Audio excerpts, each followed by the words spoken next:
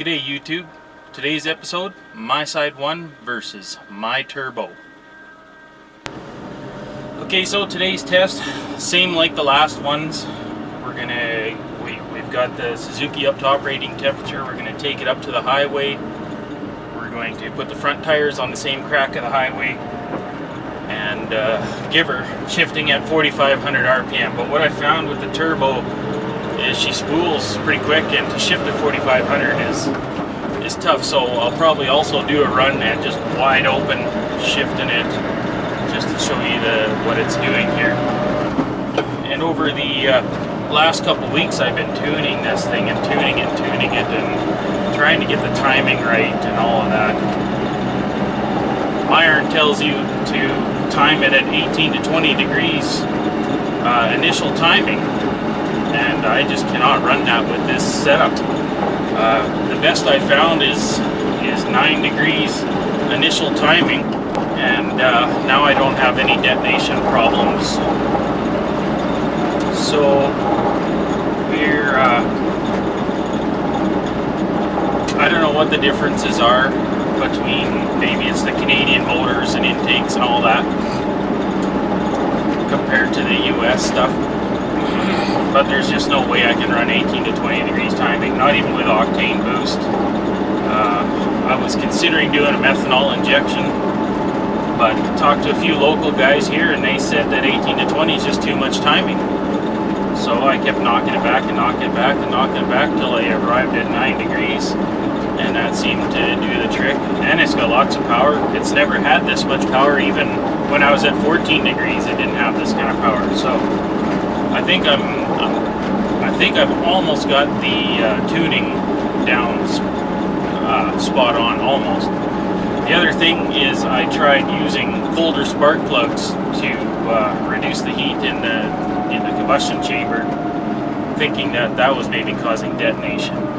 Ran it like that for a while, kind of got used to it, and then I thought, well, I'm just going to change and go back to my original factory spec spark plugs, and they're an NGK Iridium actually, and what a power difference. Like you know, from here on the highway to the hill where I could do 50 mile an hour before with the stock carburetor or the MYSIDE, and with the turbo, with the colder plugs, I could do 60 mile an hour.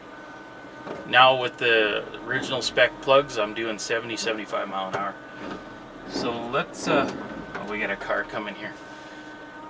Yeah, so we're gonna do 2 runs. We're gonna compare it to the MYSIDE setup that we had done before in a previous video. And we'll see how she runs. It is way stronger for sure. Fuel mileage is 20 miles to the gallon. It's probably worse than the MYSIDE it alone was. Alright, so let's get the tires up on the crack. You can see my actual speed here compared to my speedometer speed. I'll call out what my speedometer says. It's out by 7%. Boost RPM, we're going to shift at 4,500 RPM for the first run, and then whatever, 555 after that. So let's try her out here.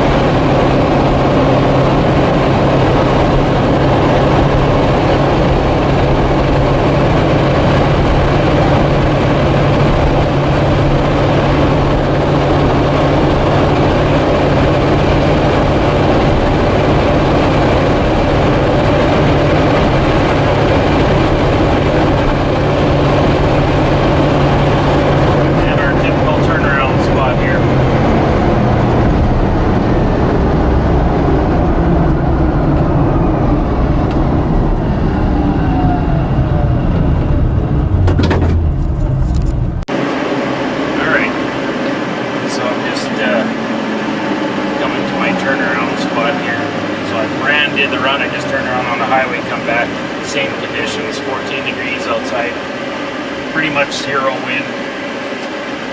Though I did notice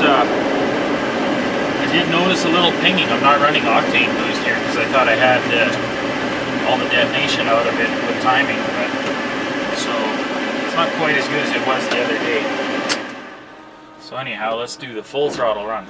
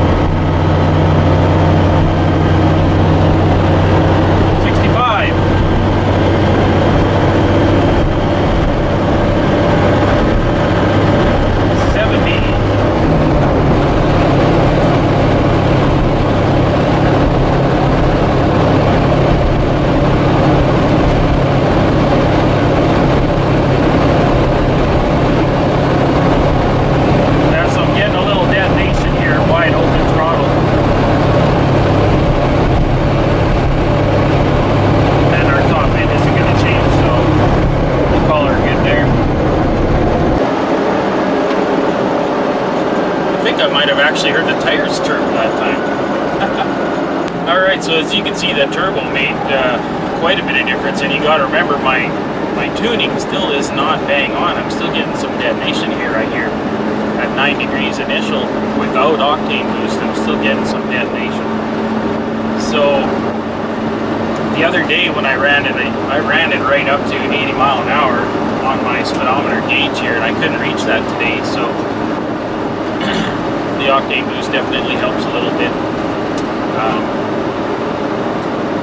but it's a major difference in drivability.